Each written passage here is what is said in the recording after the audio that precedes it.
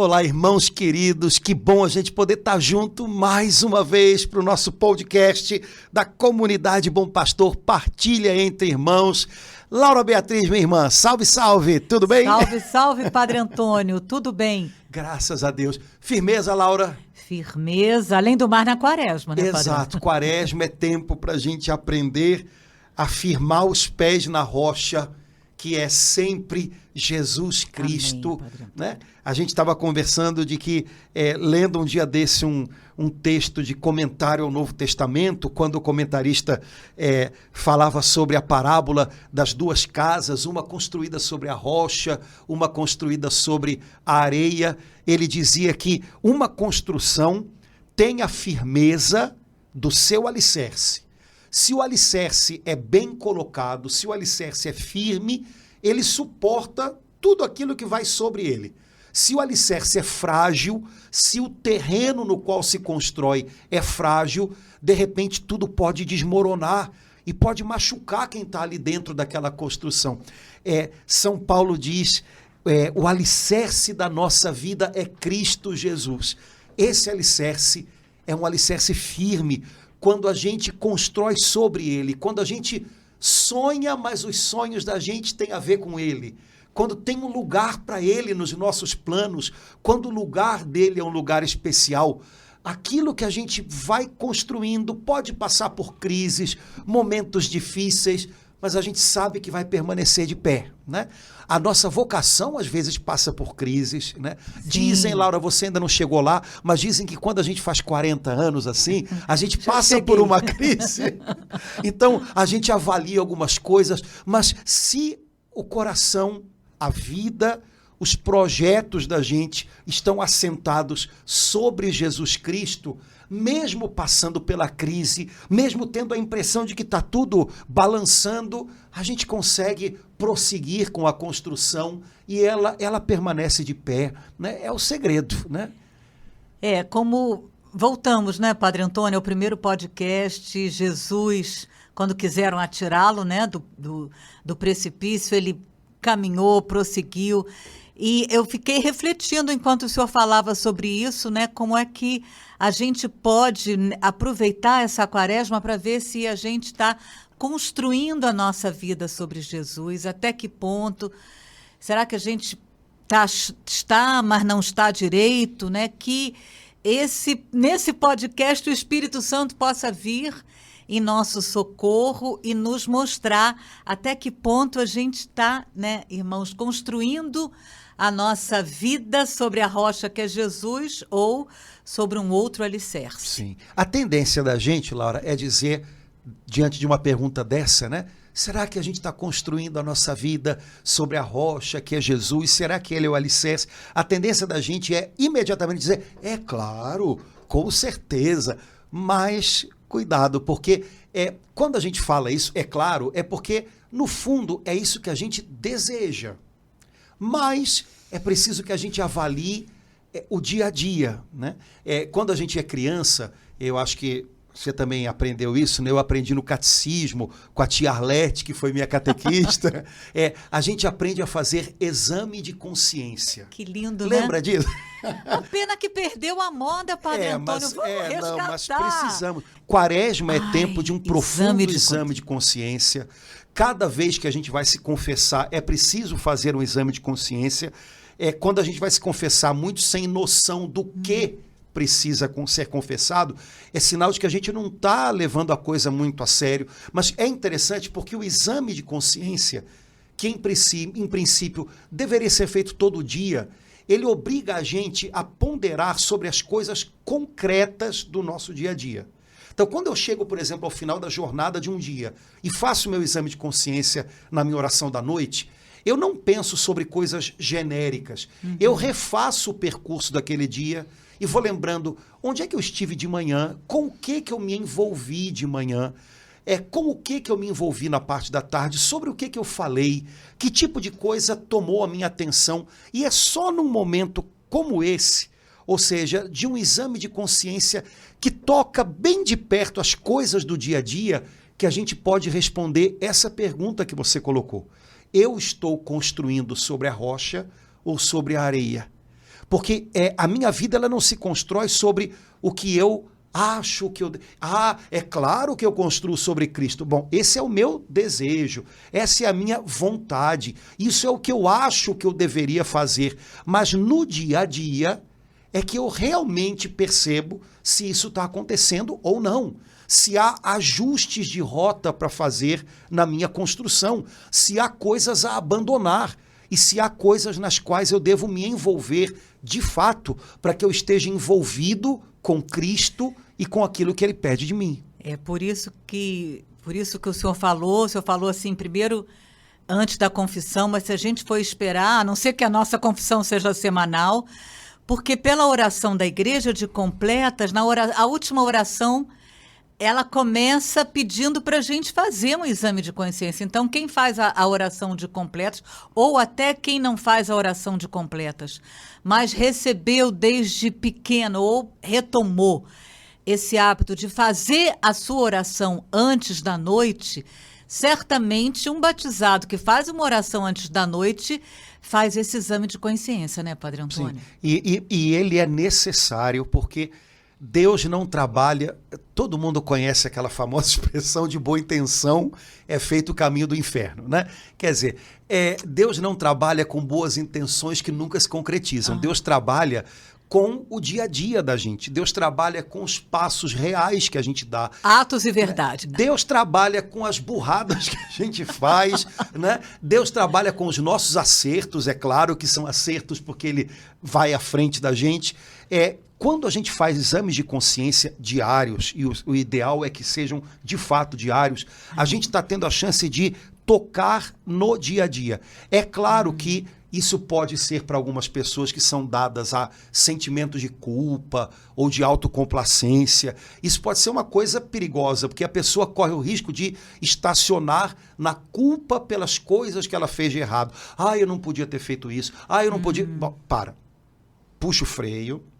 Olha, decepcionar-se consigo mesmo, não sei se é uma boa opção, porque a gente só se decepciona porque a gente se ilude com a gente, né? O exame de consciência não serve para a gente ficar decepcionado, serve para a gente se arrepender, para a gente perceber onde caiu, como diz a Escritura, e recomeçar. Então quer dizer que amanhã eu não preciso repetir essa história que eu já vivi hoje.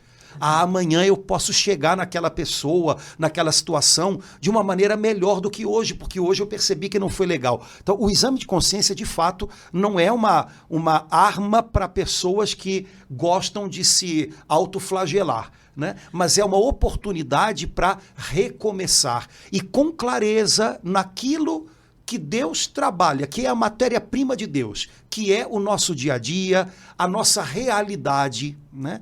Deus não trabalha com as nossas fantasias. Eu queria tanto.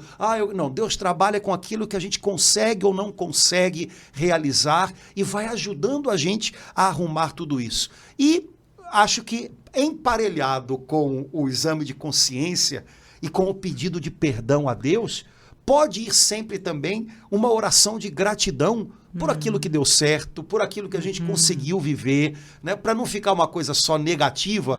Isso não foi legal, aquilo tinha que ser diferente. Algumas pessoas, dadas a um sentimento de culpa, podem usar isso de uma maneira errada, né?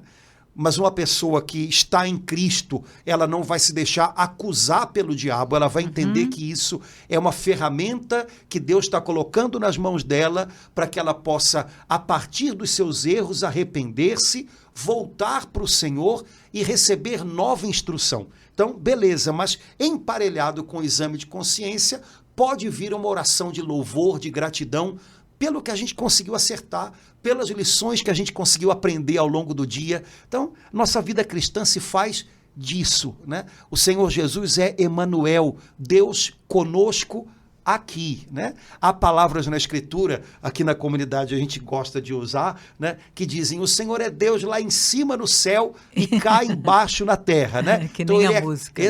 Deus é cá embaixo, lá no Meier, aqui em Copacabana, Ele é Deus cá embaixo no meu trabalho. Então, Ele quer trabalhar com a gente nas coisas de cada dia que para Ele são sempre valiosas.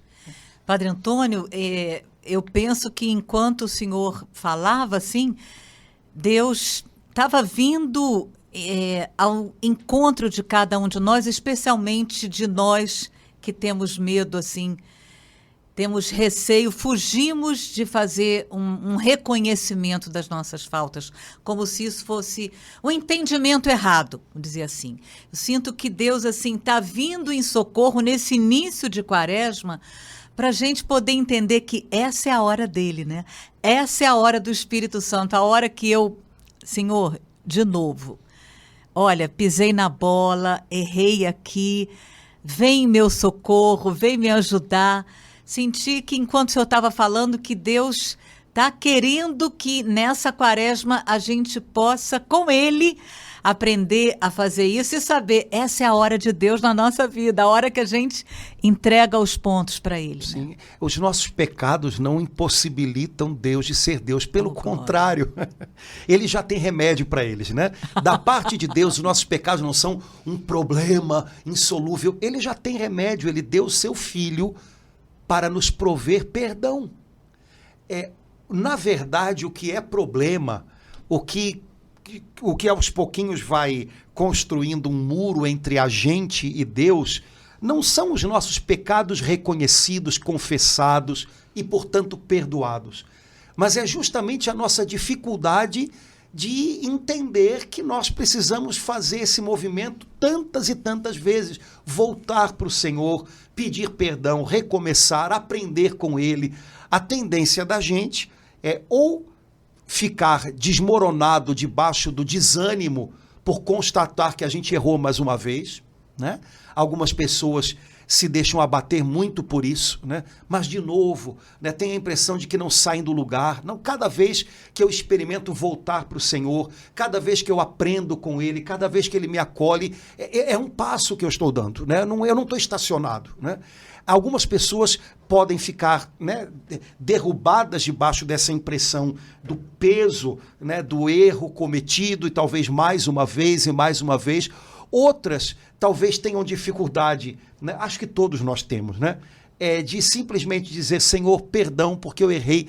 A tendência da gente é encontrar desculpas, né? A gente vê muito isso também quando a gente vai se confessar, né? Se deixar, a gente conta uma história para o padre, para mostrar para ele, tá vendo, padre? Eu errei, mas no fundo eu estava com razão, né? Olha, Jesus não veio para ouvir os nossos arrazoados e concordar com... de fato, você tem razão, tá bom. Jesus veio para nos perdoar. Só que enquanto a gente tenta manter esse muro da nossa razão, eu tenho razão, eu fiz, mas no fundo, foi pelo motivo certo. Olha, na verdade, você não está vendo que nessa história aí, eu tenho razão em estar agindo assim? Na verdade, esse muro que a gente constrói é a única coisa que nos afasta dele. Ele não veio para receber as nossas explicações de que nós temos razão disso ou daquilo. Ele veio para nos perdoar. E o perdão acontece quando a gente reconhece, Senhor, estou aqui. De novo, estou aqui. Padre Antônio, o senhor me levou agora para o alto do Calvário, vendo Jesus no meio daqueles dois homens, aquele moço bandido a vida toda, sei lá, não sei o que ele aprontou, mas estava lá, bandido, diz a palavra de Deus. Não foi pouca coisa. Não foi pouca coisa. E ele fazia aquela oração ousada, lembra-te de mim, o outro, não. Sim. Mas ele fez, né, debaixo de toda aquela vida de tanta confusão, ele fez aquela oração. Aquele moço que virou para Jesus e falou, lembra-te de mim, ele me comove muito, Padre Antônio. E ele próprio diz para o companheiro que, de alguma maneira, zombava de Jesus, né? Nós merecemos, ele não. E naquele último momento, ele não tentou dar explicações. Nós estamos aqui também numa pior, a gente não merecia isso, porque o outro disse, né? Jesus desce da cruz e tira a gente também. Não, na verdade, ele disse, eu merecia essa cruz era para ser só minha. Ele não mereceu, mas ele quis estar aqui. Né? Isso é um pedido de perdão incrível. Né? O que foi revelado a esse homem pregado numa cruz ao lado de Jesus é algo que realmente é um trabalho do Espírito Santo que aconteceu ali, que valeu uma vida, né? Valeu uma vida. O pedido que ele faz a Jesus, lembra-te de mim. Imagina, a cruz era o lugar do desespero, né? Acabou tudo, e acabou da pior maneira. Mas ele diz a Jesus, eu sei que o teu reino vem, lembra de mim. Nossa, de fato, eita ferro. É muita coisa na alma desse homem, que era um homem malfeitor, um homem cujo coração deve ter se endurecido ao longo da vida, e de repente naquela cruz o coração dele foi arrebentado, e o Espírito Santo fez em 1 minuto algo incrível, né? De fato, esse bom ladrão, como a gente chama, né? São Dimas, né? Ele é um mistério, é o mistério de uma alma quebrantada, né? É o mistério de uma alma contrita diante de Cristo crucificado. Né? Que maravilha que a nossa alma fosse também parecida com a dele, né? Que olhar foi esse que ele lançou para Jesus? Que olhar, o que ele experimentou naquele momento, o que a gente pode experimentar se a gente se vira e lança esse olhar para Jesus, Padre Antônio? Que olhar que Jesus deve ter lançado. Que olhar que Jesus deve... Amém, né? Amém. Porque Jesus prometeu, né? Hoje ainda... Ele deve ter percebido antes esse olhar de Jesus para poder depois dar... Ele percebeu que Jesus sofria diferente. Como o homem centurião que, né, no final também disse, esse homem era o Filho de Deus. Ele, né? Também percebeu. Nessa dor toda tem algo de muito diferente. Né? Incrível, né? Porque a dor é algo que normalmente esconde tudo que há de mais bonito na vida humana. Né? A dor desfigura a gente, mas para Dimas e para aquele centurião, a dor de alguma maneira revelou algo lindo em Jesus que só Deus pode mostrar. Né? Quem sabe a gente precisa também descobrir, né, na nossa dor esse segredo. Né? Não sei se você lembra no filme A Paixão de Cristo, né, do Mel Gibson, a cena em que o Cirineu vai carregando a cruz com Jesus. Ele começa revoltado, né? Quando pegam ele para carregar a cruz, ele fica chateado, porque ele está voltando para casa, depois de um dia de trabalho, possivelmente. Ele vai ser colocado debaixo da cruz de um malfeitor.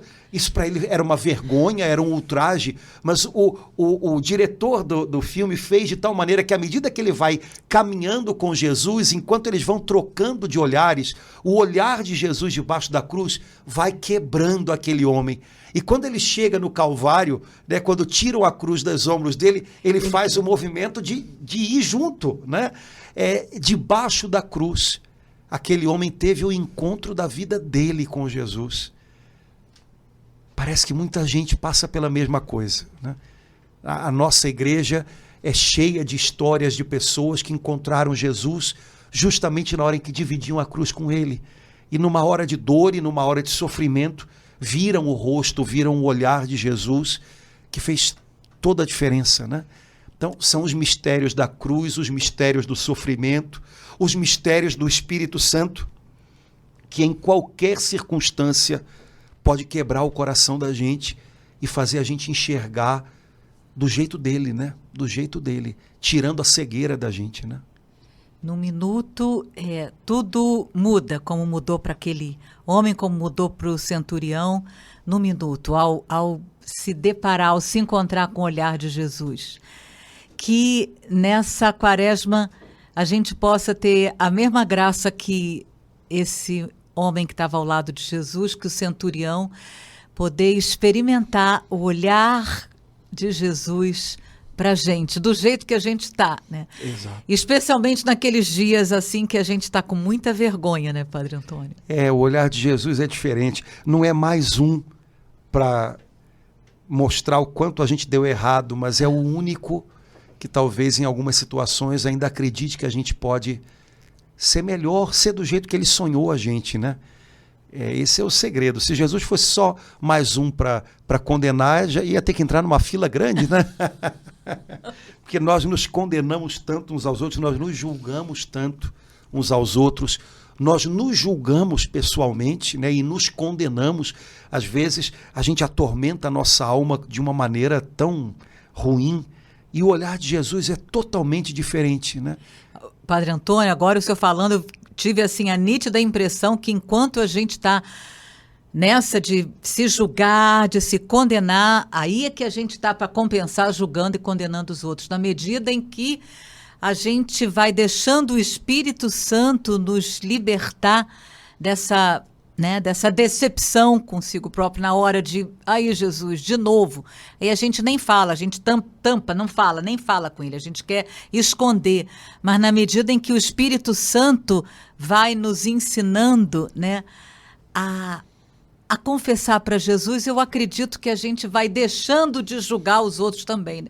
Na mesma medida, enquanto eu estou me julgando e condenando, eu também estou julgando e condenando o outro. Sim, na verdade, são dois movimentos sempre caminhando juntos, porque no final das contas eu acho que eu não consigo mudar, eu não vou mudar, o outro também não. E não é só uma questão de ter misericórdia porque eu agora mudei ou porque o outro... Não, a gente tem misericórdia justamente quando a gente percebe que talvez a pessoa esteja tendo lutas difíceis nas quais ela também não está conseguindo mudar, como às vezes a gente percebe que acontece na gente, né?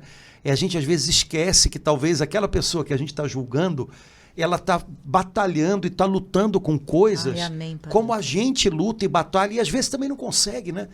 E como a gente precisa aprender a confiar na misericórdia do Senhor e dizer para Ele, Senhor, mais uma vez estou aqui, me ajuda a pensar que talvez essa pessoa esteja fazendo essa oração também, né? Também, né?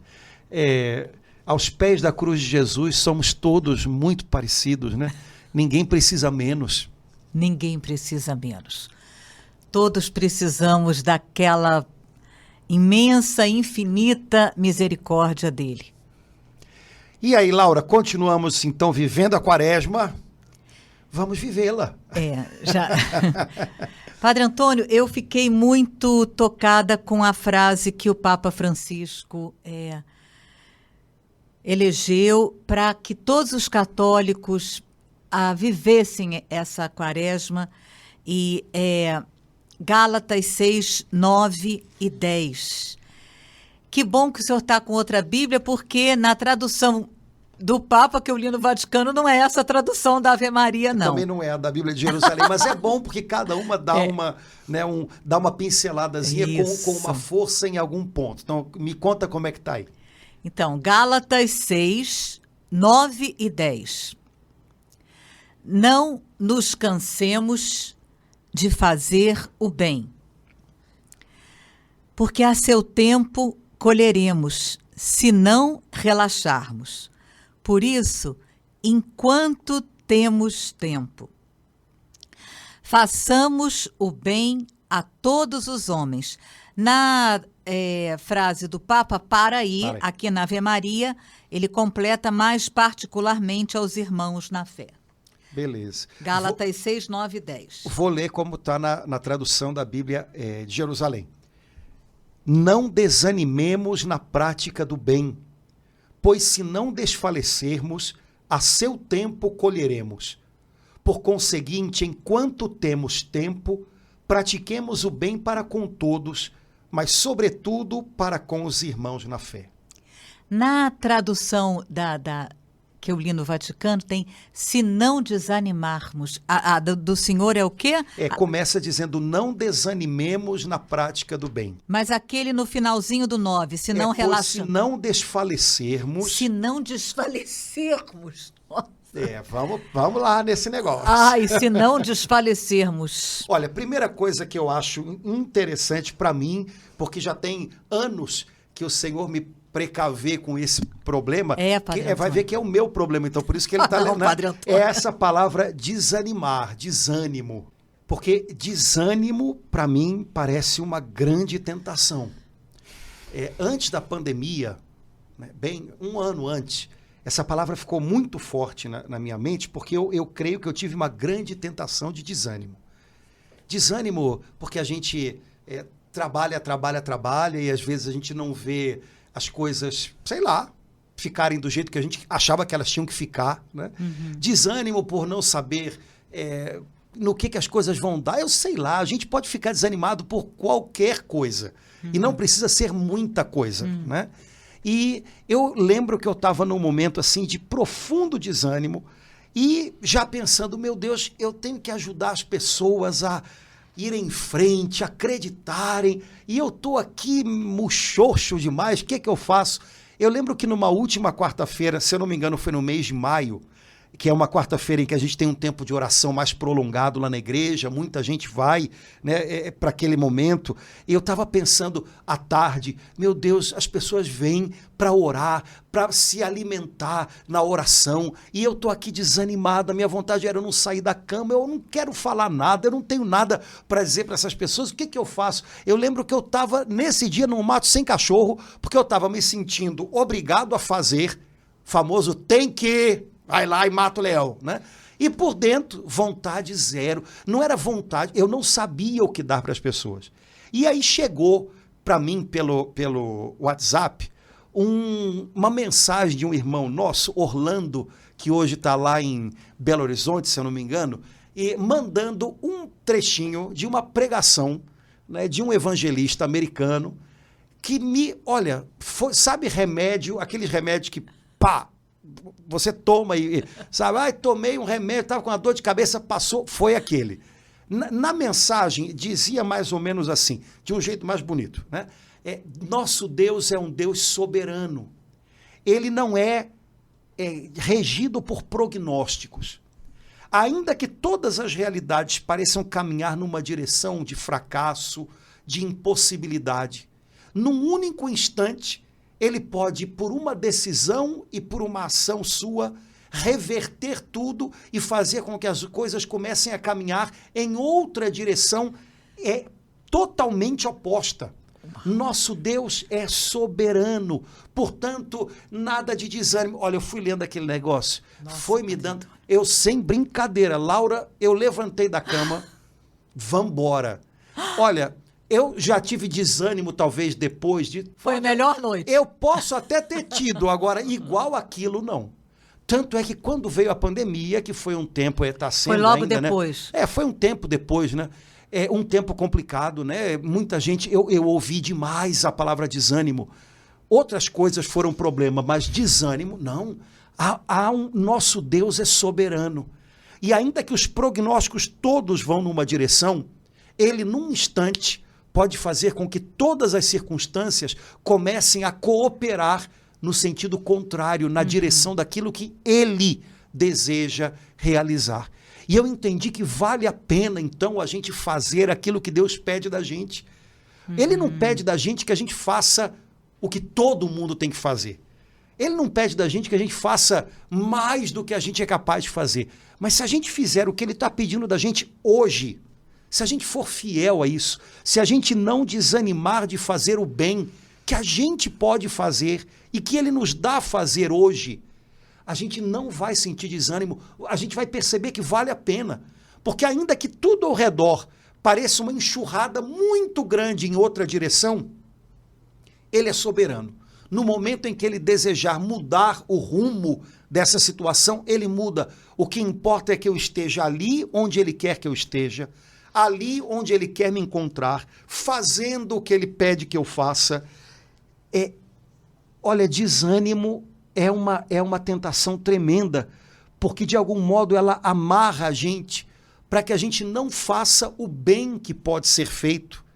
E aí, o inimigo sabe que é a única maneira que ele tem de impedir a gente de colher os frutos que Deus provê é não permitindo que a gente lance as sementes. Então, ele tenta matar o nosso ânimo em trabalhar na vinha, em servir ao Senhor. Ele tenta matar esse ânimo para que a gente nem cave, para que a gente nem plante, para que a gente nem regue, para que a gente simplesmente pense, antes de qualquer coisa, que não adianta, que tudo está dando errado, ninguém está fazendo direito, ninguém está se importando. Então, essas coisas vão abatendo, vão desanimando a gente, e a gente não faz o bem que podia fazer, porque a palavra diz, se você faz o bem no tempo oportuno, se não desfalecer, colherá. Ponto. Acabou. Ponto. Ponto. Padre Antônio, assim como o senhor foi tocado com a palavra desânimo, eu fui muito tocada com a palavra não nos cansemos de fazer o bem, porque também, algum tempo atrás, eu estava exatamente, meu Deus, parecia que essa palavra assim estava mostrando o que estava aqui dentro do meu coração.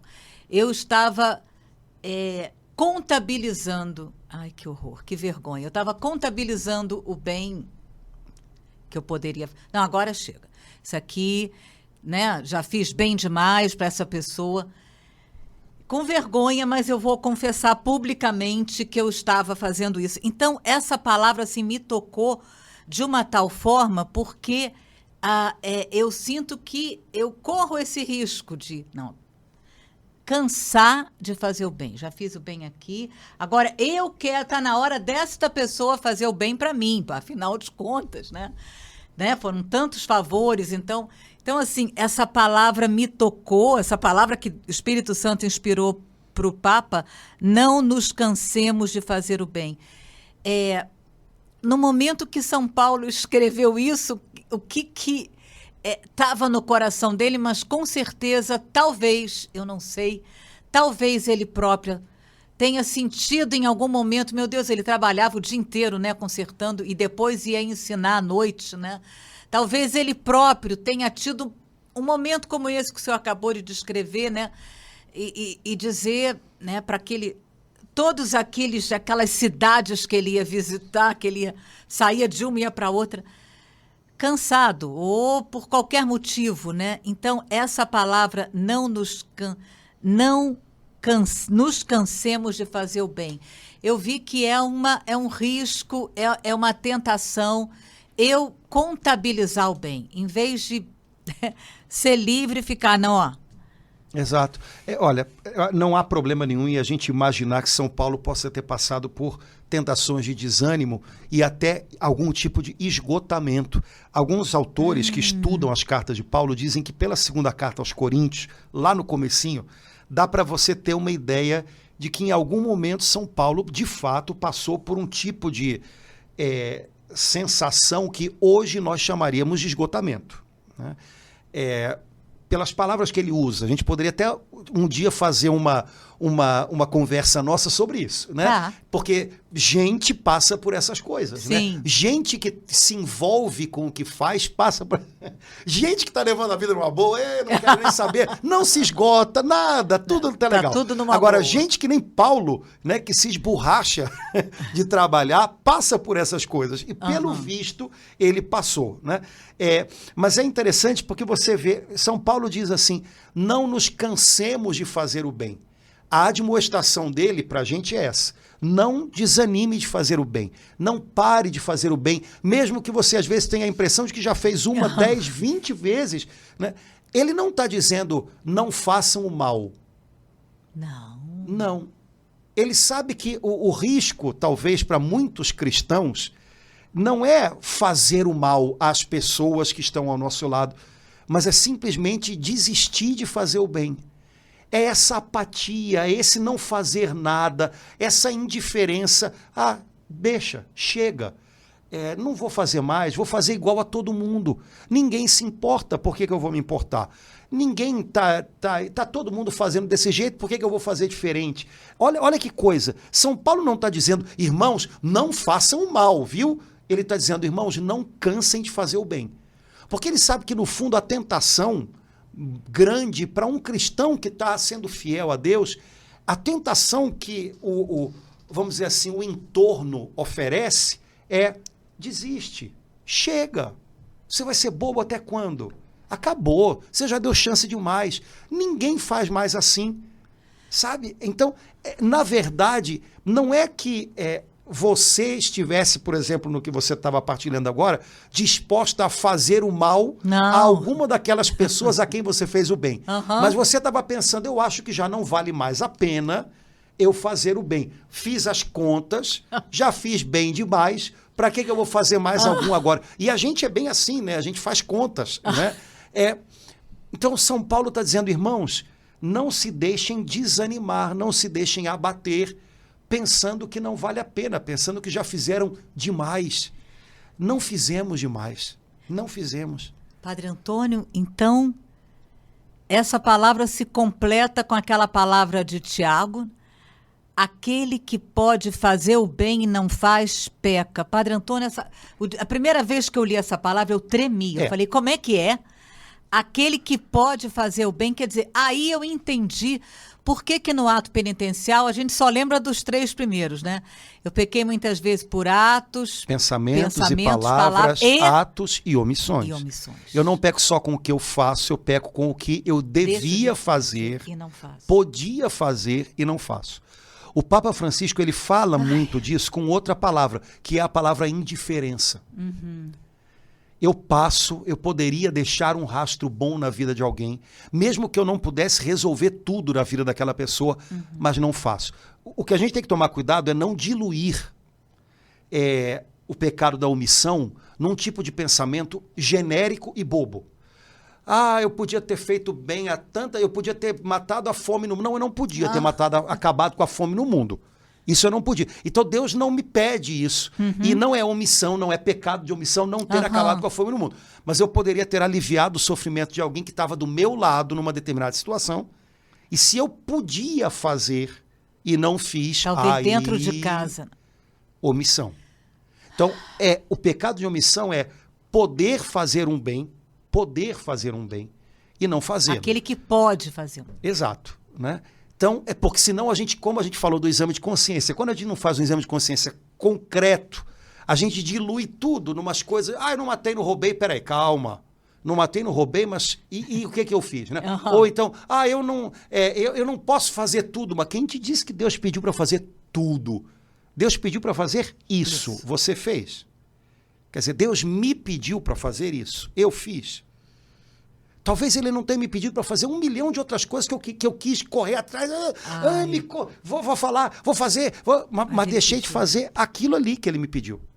Né? Então, o pecado de omissão é essa indiferença com o sofrimento do outro que eu posso minorar. Aqui na comunidade, eu acho que eu já comentei, né? Uma coisa que eu acho muito linda, né? Quando o Padre Pio, com as doações que chegavam a ele, construiu, né? o hospital que há lá em São Giovanni Rotondo até hoje, né? O Padre Pio poderia ter escolhido um monte de nomes, né? Ele era devoto de Nossa Senhora, então podia escolher Nossa Senhora da Graça, que era a padroeira da igreja, do convento. Não, o nome do hospital vai ser Casa de Alívio do Sofrimento. Primeiro, é uma casa, não é um hospital, é uma casa. Tem pessoas aqui dentro que são irmãos, né? E Casa de Alívio do Sofrimento. Então ele tinha consciência de que nem sempre dá para curar o sofrimento do outro. Num hospital, todo mundo que entra não sai curado. Agora, se eu não posso curar, talvez eu possa aliviar um pouco o sofrimento dessa pessoa.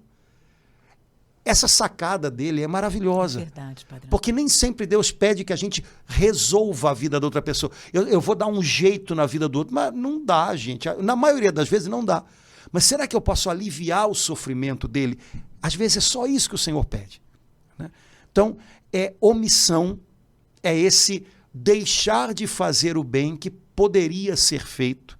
É esse desanimar, cansar de fazer o bem e tornar-se indiferente. Veja, a grande questão aqui é que normalmente a gente pensa assim, fazer o bem ou fazer o mal.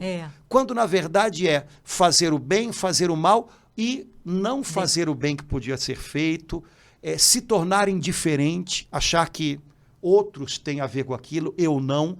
Só que a gente pode chegar a um ponto nessa indiferença, outros fazem, outros, né? Alguém, que a gente pode de repente perceber que a gente não se sente mais envolvido com nada, com ninguém. Então, esse é um grande perigo do nosso tempo. O Papa Francisco bate muito nessa tecla, talvez por isso essa palavra tenha sido escolhida, né, por ele. É uma palavra que tem toda a cara do que ele tenta dizer a nós católicos nesse tempo. Né? Não vamos cansar de fazer o bem, mesmo que aparentemente muita gente não faça, muita gente esteja indiferente. Nós não podemos nos tornar indiferentes. Eu sinto que no versículo 10 é uma sacudida. Enquanto temos tempo, significa que vai ter um momento que eu não vou mais ter tempo para fazer o bem. Então, essa expressão me infunde temor de Deus no meu coração. Sinto diretamente, enquanto eu tenho tempo, eu faço, porque pode ser que esteja um momento que... Há alguns dias, uma semana, duas, o Papa declarou venerável uma freirinha mineira chamada Irmã Benigna. A Madre Benigna? Irmã Benigna, vítima de Jesus, né? Das irmãs de Nossa Senhora do Amparo. E ela era uma irmã muito serviçal, né? Servia as crianças, servia os idosos e tal. E ela tinha muitos problemas de saúde. E às vezes as pessoas diziam para ela: irmã, a senhora tem que parar um pouco, tem que parar um pouco. E ela, muito sorridente, dizia: não, olha, Jesus tem pressa, então eu tenho pressa também. Então, ela, né, sempre dando um jeito de ajudar, de fazer o bem. É claro, esse Jesus tem pressa não significa que Jesus é ansioso, né? A pressa de Jesus não se resolve com a nossa ansiedade. Mas dizer Jesus tem pressa, né, talvez tivesse a ver com isso que você disse aqui, né? Enquanto temos tempo. Né? Eu cresci ouvindo Legião Urbana dizer que temos todo o tempo do mundo. Quando a gente pensa que é muito jovem, né? A gente acha que tem, mas não, um dia a gente descobre que não tem. Não tem. A gente tem hoje. Hoje. Né? Então, hoje, enquanto temos tempo, hoje, façamos o bem para com todos, especialmente os irmãos na fé. Então, é um chamado e tanto. O chamado não é resolva todo mundo. Não. O chamado não é faça tudo, se vire. Não, o chamado é faça o bem que você pode fazer. Faça o bem que está ao alcance da sua mão hoje. A todos, a quem você encontrar no caminho. Faça o bem. Né? Deixe uma marca boa no seu caminho. Acho que é uma coisa legal. Aliás, acho que a gente podia continuar falando disso no próximo podcast e ir até no livro de Atos dos Apóstolos, porque essa frase São Pedro usou como um resumo da vida de Jesus. Mas eu acho que a gente tem que acabar, Laura, senão o pessoal não aguenta. Padre? Tá, Laura, vamos lá. E a gente continua, no próximo a gente continua conversando sobre isso. Vamos lá? Ok. Beleza. Laura, vamos em frente, firmeza e não cansar de fazer o bem. Firmeza em fazer o bem. Exatamente. Um abração, irmãos. Até logo. Tchau, tchau.